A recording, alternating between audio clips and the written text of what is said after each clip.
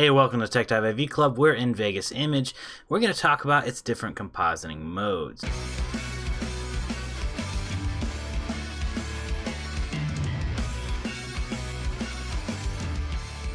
So that can be found right up here.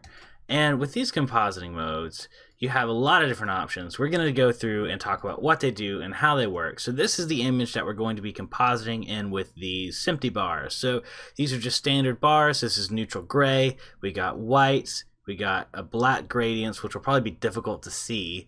And then dark black bars. And we got all the different colors represented, all the base colors like blue versus cyan, things like that. So now we're going to show you how these things can look in the different compositing modes. So really what the different compositing modes do. We're gonna have a different video that accentuates how the different compositing modes work and like what exact scenarios they're all used for, but this is more of an overview of how to expect them to work. So how they actually work, some of the mechanisms behind them, so you'll know what you're getting and you'll kind of have an idea of which one you're gonna need to pick as you start trying to utilize these more and more often. So first off, we got the normal mode, and that is just where things lay on top of each other. So if the image is smaller, it's like pieces of paper and layers, one piece of paper on top of the other. If it's smaller, you're going to see the one behind it.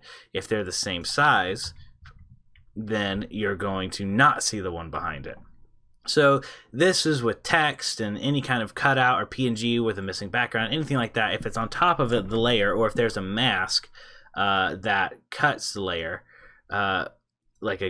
then you're going to see some sort of, you're going to see through to the other layer with the normal blending mode.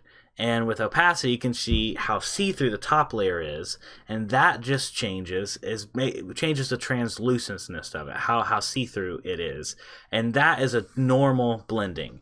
But if you go to dissolve, what dissolve does as you change the opacity, instead of it letting you see through it, it changes the cluster of pixels it's actually showing.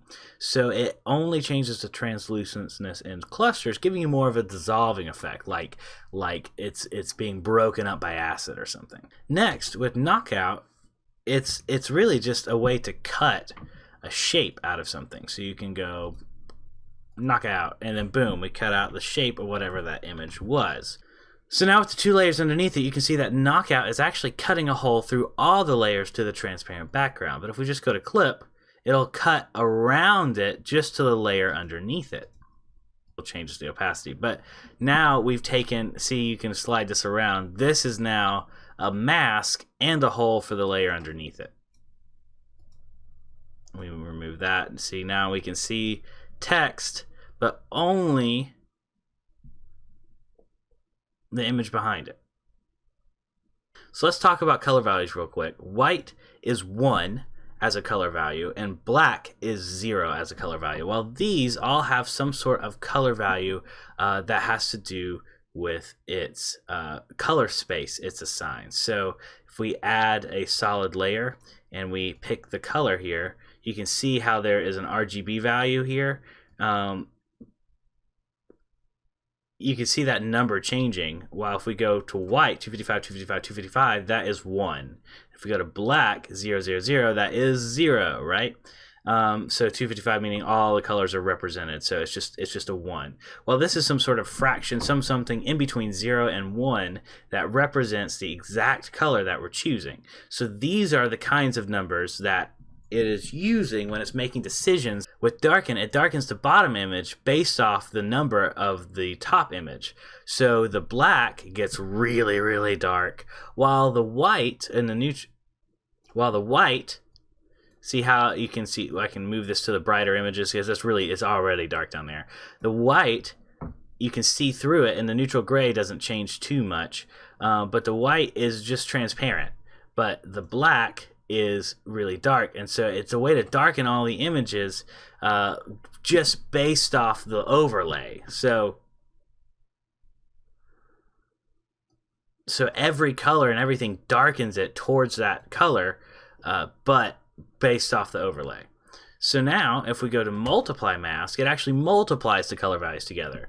This has the benefit of 0, black, 0 times anything is 0, so black stays black. All the black stuff stays black.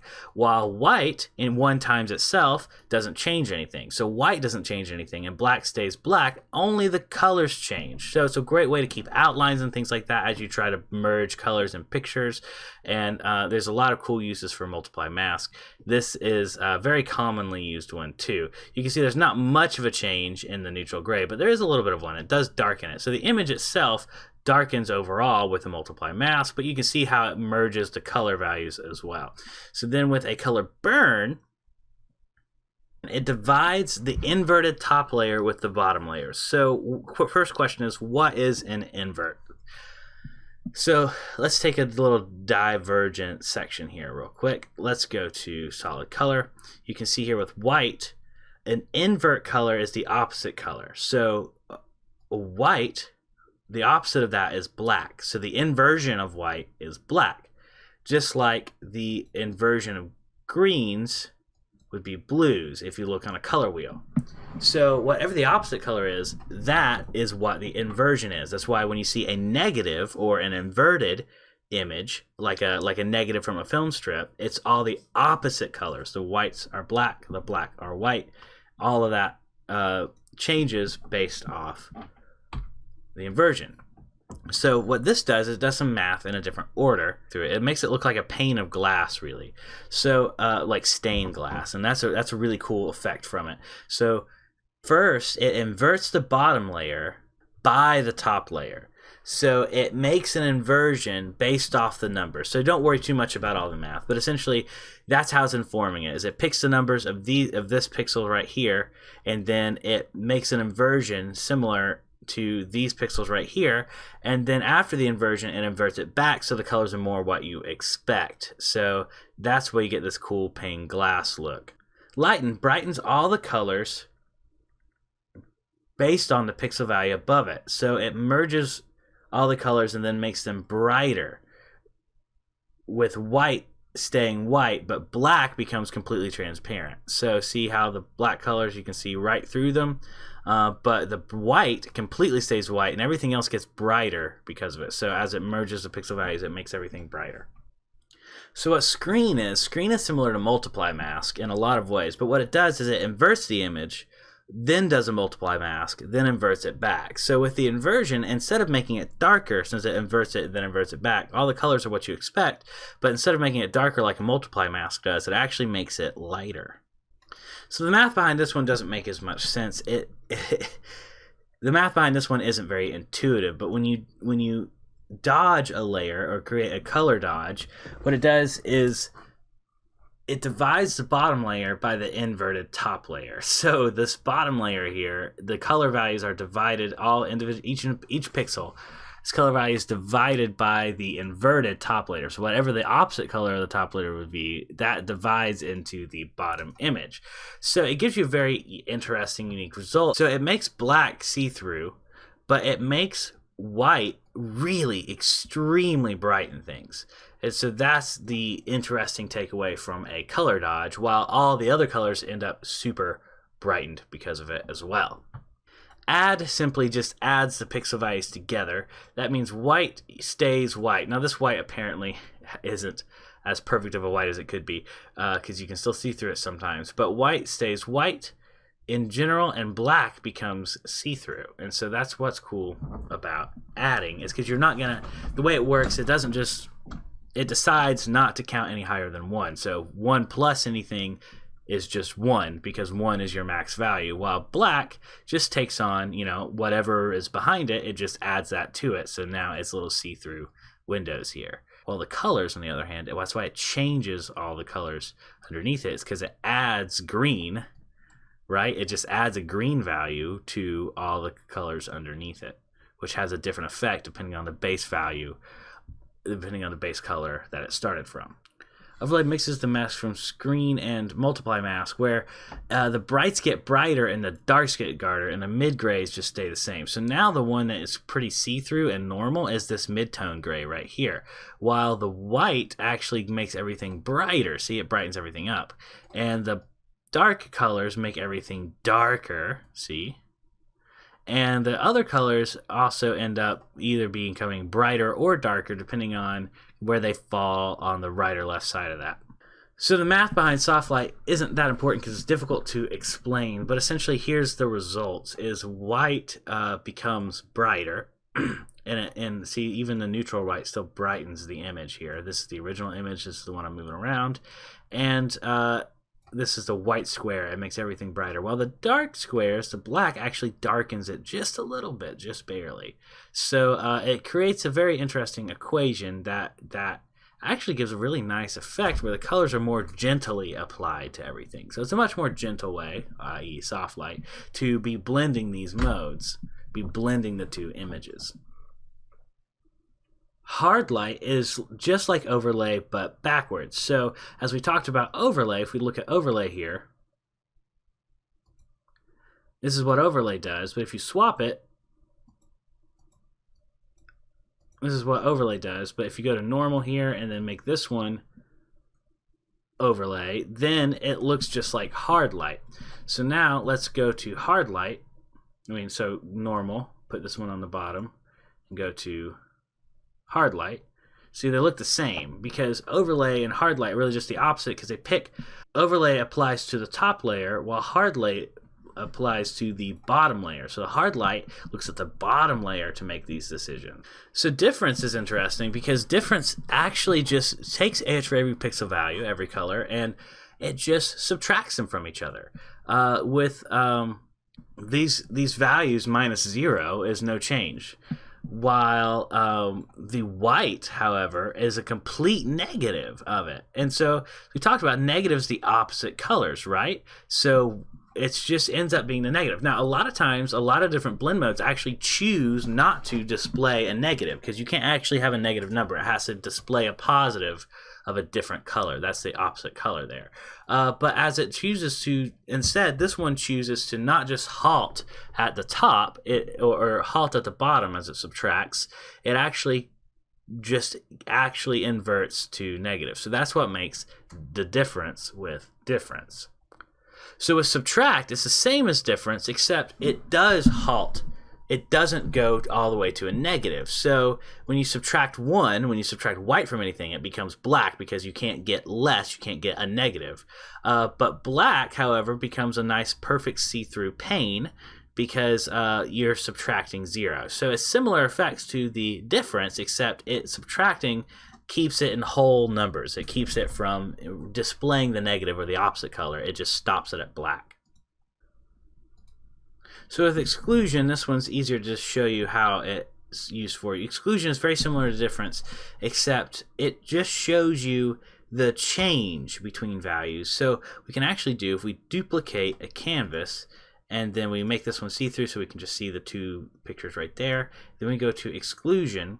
You can actually see, you can see that was what it looks like without it, and then you can actually line them up. You can make sure that things look perfect. Now, when they look quote-unquote perfect, they don't look perfect, but you can definitely tell when the picture aligns. So it's very important if you're using it to line up effects and pictures and things like that. So divide actually divides the pixel values into each other, where white has no change because anything divided by 1 is just the number it was. But black actually severely brightens things up instead.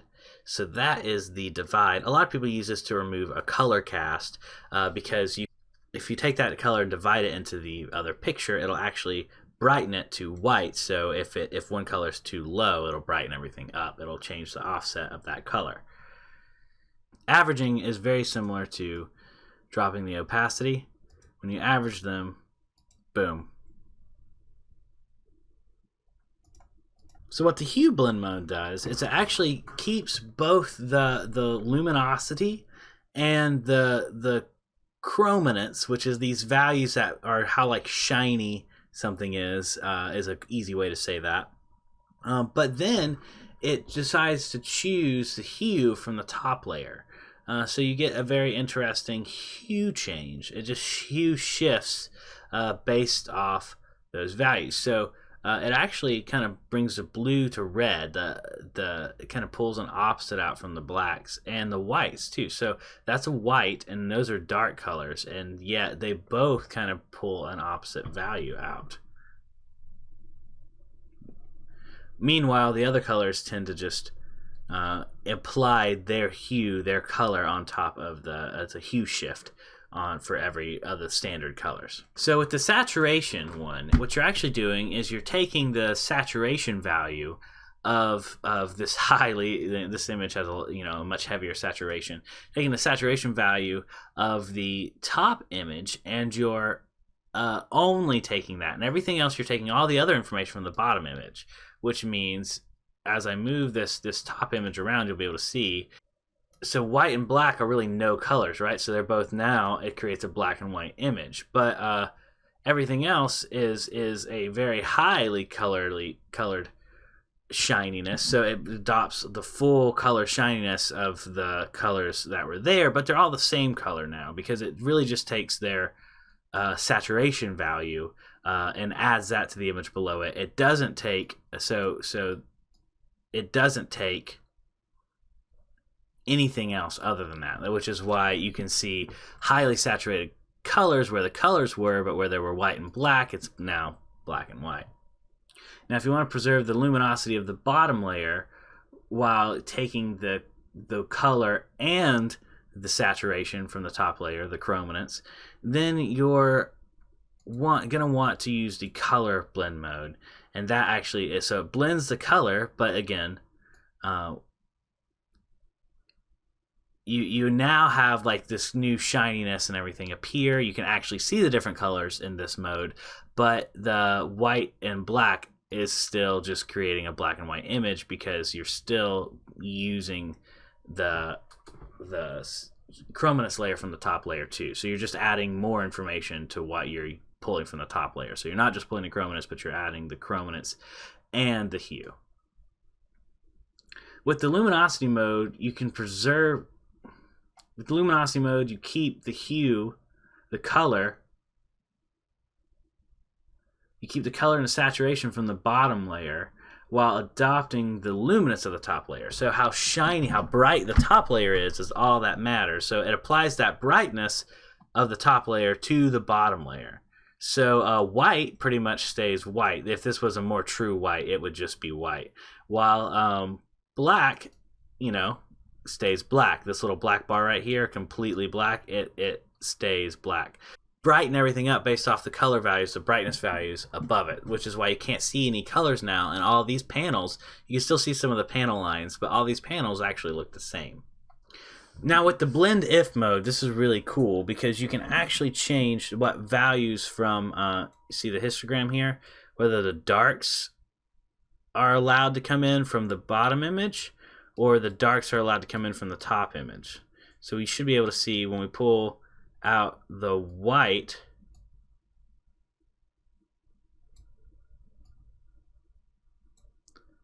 now we can very, very carefully just blend only the very bright values.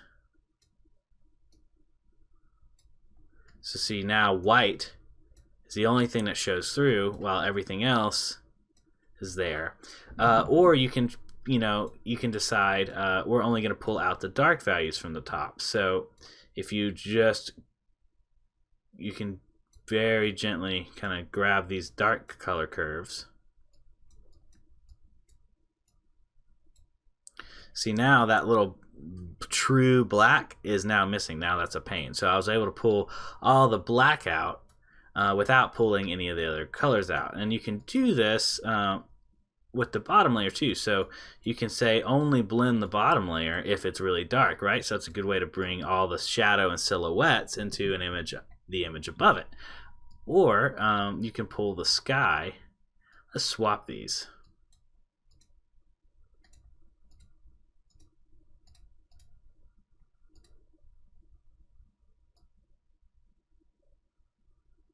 You can make the shadow take all the layers from beneath, or you can make the sky. Let's take the sky and let's add a rainbow just to the sky, right? that is just a quick guide to blend modes and what they do and what you actually have access to in Vegas Image. Thank you so much for watching. Like if this video helped you out. Subscribe if you're looking for more videos like this one. I got a lot more coming, especially for Vegas Image, since it's kind of new to my software line that I am doing reviews for. Let me know if you have any Vegas Image specific tutorials you want. I'm open to suggestions. I'll see you next time.